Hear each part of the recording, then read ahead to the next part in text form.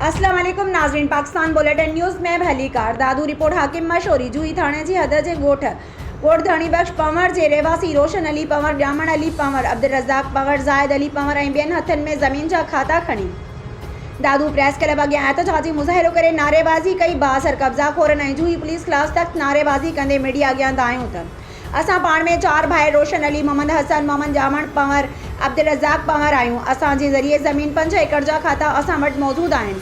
हिननि छो त गुज़िरियल 2 सालनि खां मुख़ालिफ़ धुर मोहम्मद इलियास पंवर, यासीन पंवर ऐं अज़ीज़ पंवर हथियारनि जे ज़ोर ते कब्ज़ो करे छॾियो आहे। असां पंहिंजी ज़मीन ते वञूं था त मुख़ालिफ़ धुर असां मथां फायरिंग करे थी। हिननि चयो त जूही पुलिस बि असांजी न FIR न NC दाख़िल करे थी।